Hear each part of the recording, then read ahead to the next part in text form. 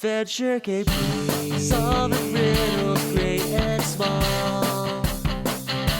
Adventure Game Geek, Adventure games, he loves them all. Every day is a new quest, exploring north, south, east to west. Point and click to find the answers that we seek. Adventure Game Geek.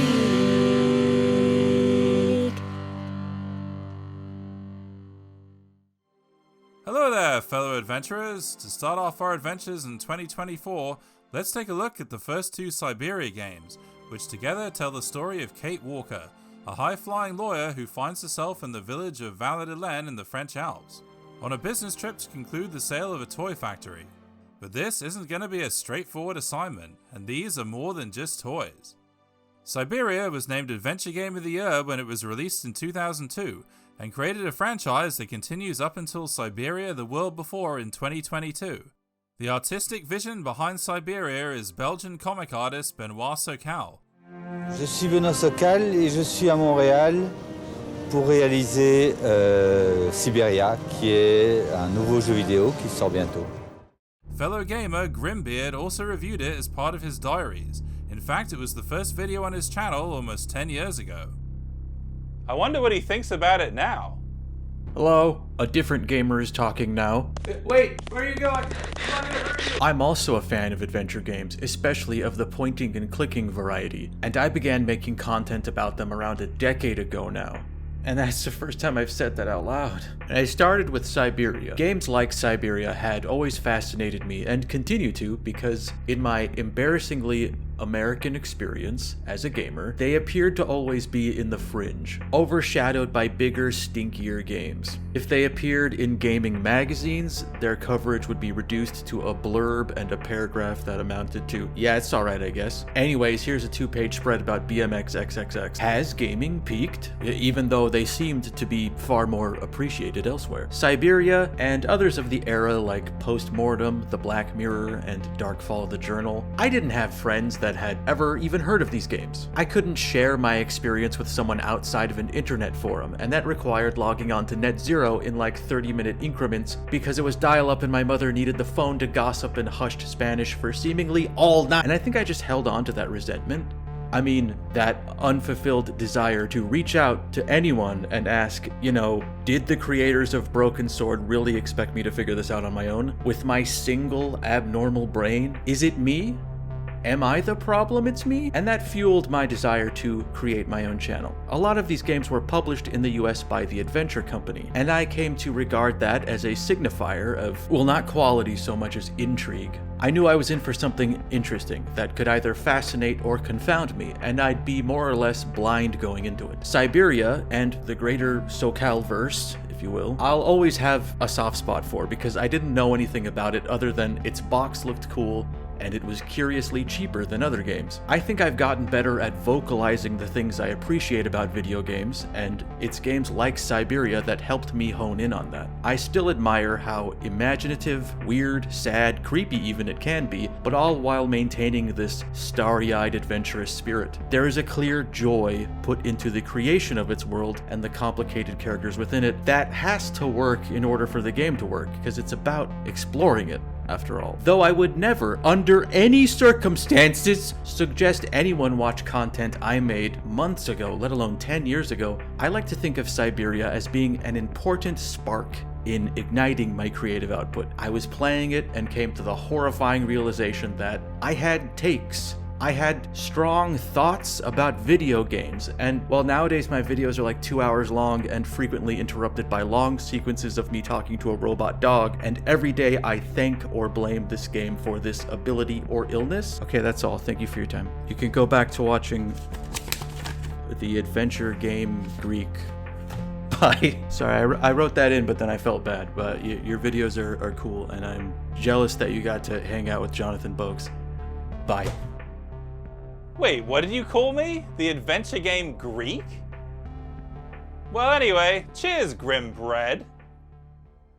So, getting back to Kate Walker, she arrives in Val-de-Laine just as a funeral is taking place, and it turns out that the owner of the automata factory, Anna Vorarlberg, has passed away, which is a tragic loss for the community.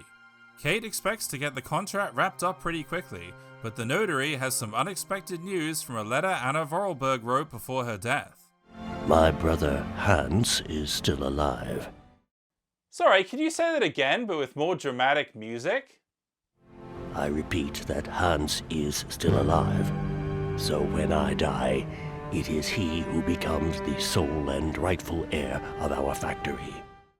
And so Kate sets off to find Hans Vorarlberg, the missing heir of the factory, and after many adventures finds him sitting on a bench. This adventure's all over for me now, Mr. Vorarlberg. Sorry, let's not get ahead of ourselves. And did I mention this video contains spoilers? Vorsicht! Spoiler alert. In order to succeed in our mission to find Hans, we must learn to appreciate the way automata operate. For example, this hotel reception bell, which only works after being wound up. And the automaton outside the notary's office, which acts like an antique Ring doorbell.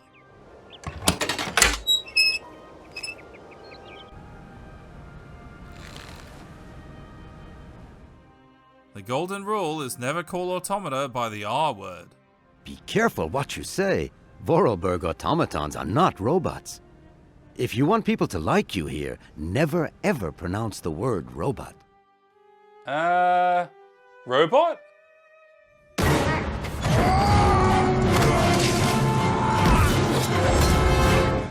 Inside the Vorarlberg factory, we meet an automaton called Oscar. Allow me to introduce myself. I am model XZ2000. My common name is Oscar. Just like Johnny Five in Short Circuit, Oscar doesn't understand the concept of death. Anna Vorarlberg is dead, Mr. Oscar. What do you mean by the notion of death, Kate Walker? Broken. Disactivated. Worn out. Damaged. Unplugged. Grasshopper disassemble. Reassemble. Huh? Reassemble. I can't reassemble him. You squashed him. He's dead. Squash. Dead. Disassemble. Dead. Disassemble. Dead! Hey, slow down!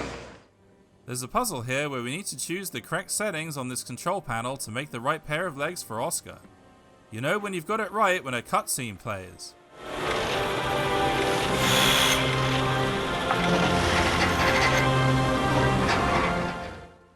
Gotta love a good cutscene after solving a puzzle.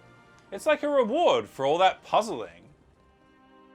Oscar is our key to leaving Valladolid on this mechanical train, but even though we gave him his legs back, he still has to follow protocol. Your ticket, please? My ticket? What are you talking about? The rules clearly state, Kate Walker, every passenger of this train must possess a ticket. Okay. And where do I get hold of a ticket? Only the ticket vendor may issue tickets. So we go to the ticket office, and who do we find? But it's you? What can I do for you, madam? But Oscar, it's me, Kate Walker. Correct. Your name is indeed Kate Walker. Yes, my name is Kate Walker. I require a ticket, which I shall put in my my inventory. Let's give Oscar the ticket and get out of here. I do not wish to appear impolite, Kate Walker, but I am afraid that not all departure conditions have been fulfilled. What? Oh, of course, we're playing an adventure game. Things can't be so straightforward. And that's just the way I like it. Before leaving, there's more to do here, such as making the bells chime in the church tower.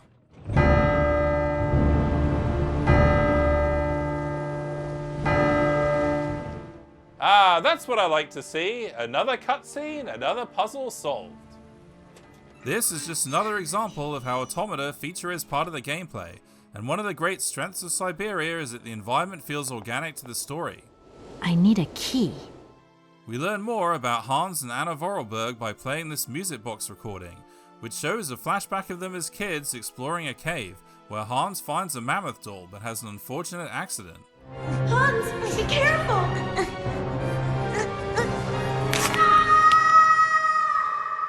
Then we get to discover the cave for ourselves and find the doll. Finally, when we've satisfied all of Oscar's requirements, the train can leave.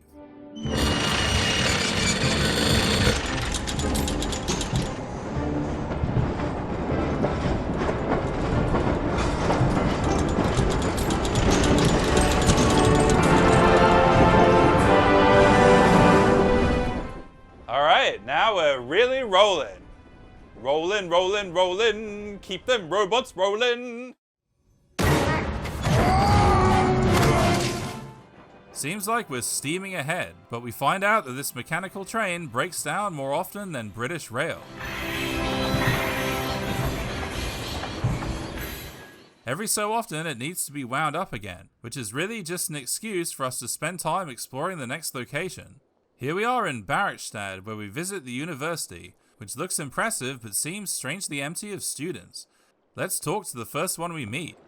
Hello. Hey, baby, you party? You sure looking mighty fine. Love those big, round eyes. Listen, kid. Go back home and play with your toy cars and forget you ever saw me.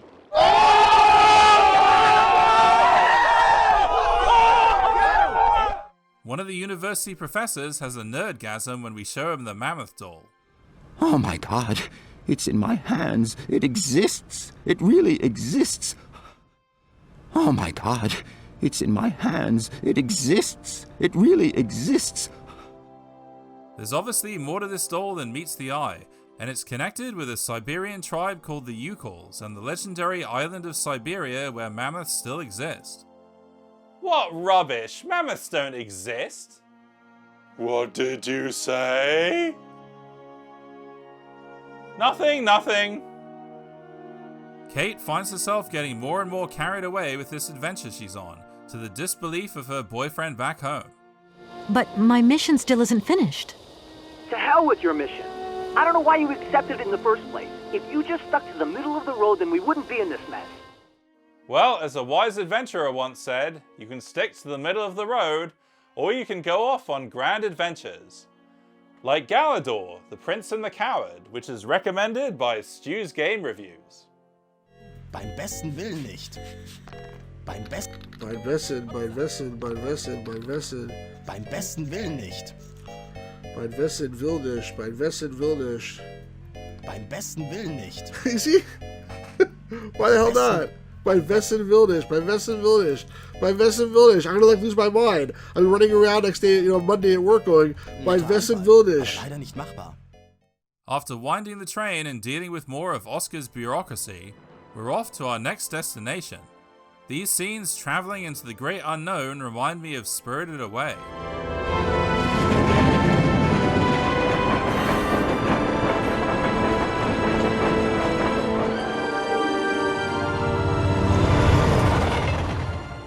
We arrive at a place that feels very Russian.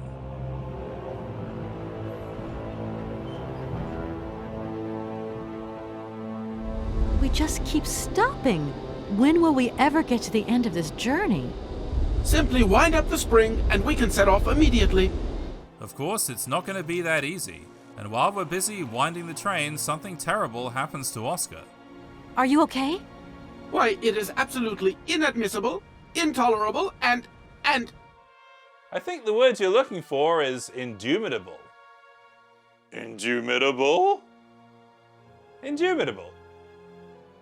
The situation is that Oscar's hands have been stolen, just like the statue of Nicholas Gurney in The Lost Crown. He took my hands. There's a scene here with a Russian cosmonaut that is honestly pretty forgettable, and is summed up perfectly by Grimbeard. After a whole lot of bother, Boris is finally starbound. And what do we get? That's it. Boris just accomplished his dream. He's probably gonna die alone in the cold vacuum of space. All for want of the cosmos. And what do we get?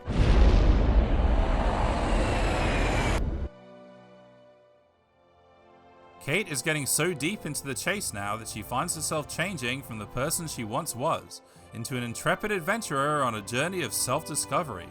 Leaving the train behind, she flies an airship to Aralbad, a seaside resort that's seen better days, and the receptionist spends his time watching football on a TV with terrible reception. Yes! Yes, go! We have to get rid of him using the good old distraction technique, which has been used more times in adventure games than I can shake a squishy mammoth at. The main objective here is to make a retired opera singer get her voice back by making a cocktail with the right combination of ingredients. 1 measure of vodka, 1 measure of blue curacao, 1 measure of honey, a dash of lime and ice cubes. Shake it all together and Bob's your uncle. Oui, monsieur. Wait. 3 measures of Gordon's, 1 of vodka, half a measure of quinoa lily. Shake it over ice and then add a thin slice of lemon peel. It's actually more fun to mix the wrong cocktail. Oh, my God. From what backwater of hell did you find this potion? Are you trying to poison me? Alright, you got me. I was trying to poison you so you never sing again and break any more innocent glasses.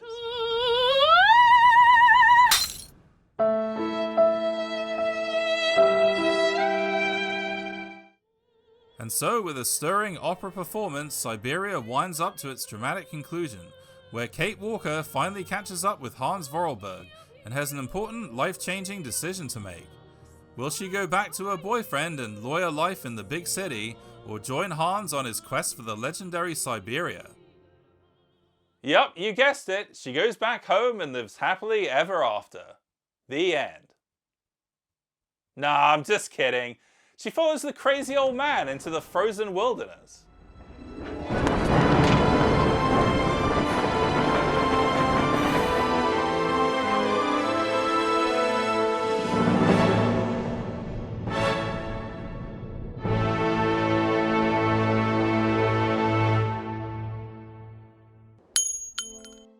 Do you want to play Syberia 2 now? What do you think, Squish Mammoth? Fuck yeah! The second game picks up right where the first left off, with Kate and Hans on the mechanical train searching for the island of Syberia. Kate's boss at the law firm isn't too happy about her gallivanting around. It's time for you to come home now. Your place is here in New York. Your job is here. Your friends are here. Your life. No, I must find Syberia. Syberia. Syberia. I first played Syberia 2 many years ago, but couldn't remember much about it.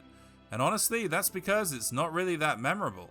I won't go into too much detail about how the story progresses, but it follows the same formula as the first game, traveling from one location to the next and doing the usual adventure gamey stuff along the way.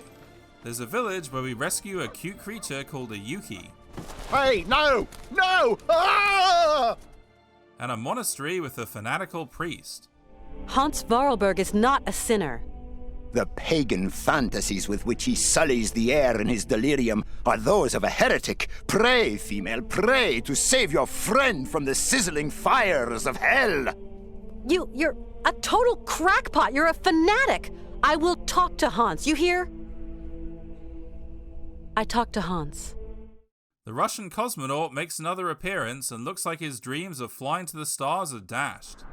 Poor Boris. Your flying wings in a sorry state. But I've flown among the stars, Kate Walker. Not many men can say so much.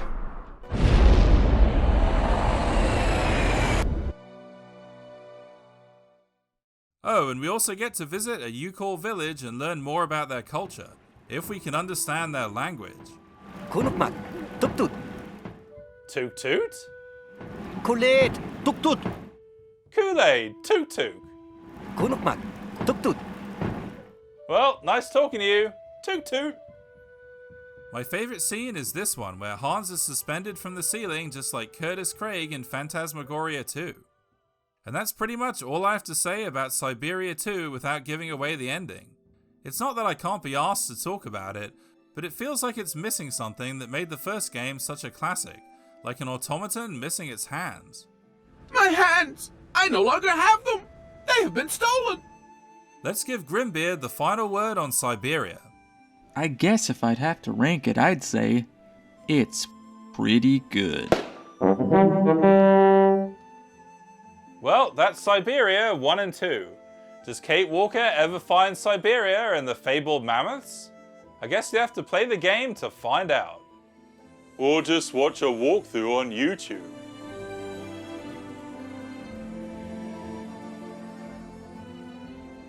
Oscar, see you later, alligator. In a while, Kate Walker.